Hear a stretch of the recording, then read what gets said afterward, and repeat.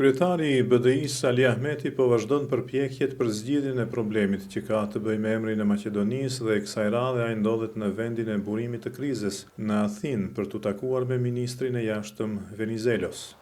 Përpjekjet e zotit Ahmeti në Shkup vlerësohen si të mira, megjithse nuk ka shpresë për ndonjë sukses të tij. Nga ana tjetër, nuk dihet nëse ofensiva e tij diplomatike, siç e kanë quajtur zyrtarët e BDI-s, është ose jo e bashkërenduar me partinë më të madhe në qeveri, VMRO-DPMNE.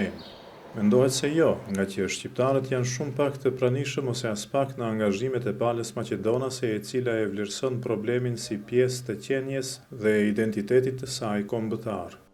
Madje dy partitë në pushtet, VMRO-ja dhe BDI-ja, nuk kanë pasur asnjëherë raporte të shkëlqyera, por përkundrazi tensione të shpeshta pas shumë zhvillimeve në vend dhe çështja e emrit nuk i ka bërë bashkë ato në komunikimet me partnerët dhe faktorët ndërkombëtar.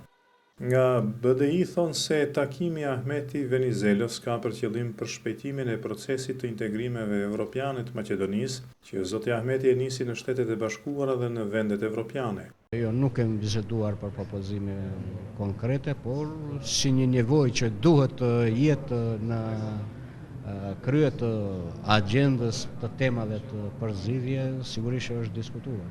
Greqia është për integrim të vendit tonë në të gjitha strukturat, por njëherët kërkon edhe që kjo temë të mbyllet.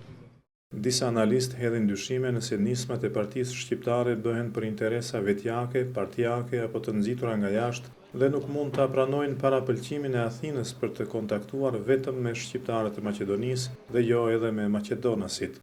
Të tjerë nuk parashikojnë që problemi të zgjidhet gjatë kohës së krizës së thellë ekonomike në Greqi, por ka dhe komente pozitive. I pretpostavljam da po ti razgovori sledua briefing. Stevo Pendarovski, njoh si rrethanave dhe pedagog në një prej universiteteve të Shkupit, thotë se paramendon që pas këtyre bisedimeve ka brifingje në qeveri për pjesën maqedonase, e cila nuk ka kontakte me palën greke dhe se është mirë në përgjithësi që politikan nga Maqedonia komunikojnë me zyrtarët grek. Autoritetet greke kanë refuzuar ftesat e kolegëve të tyre nga Shkupi për t'u takuar. Greqia e bllokon integrimin e Maqedonisë në Bashkimin Evropian dhe në NATO për shkak të emrit të Maqedonisë, për të cilin shteti helen ngul këmbë që të ndryshojë si për përdorim të brendshëm ashtu edhe për atë të jashtëm. Por Shkupi nuk është i gatshëm të heqë dorë nga emri kushtetues i vendit. Për Zërin e Amerikës, nga Shkupi, Isak Ramadani.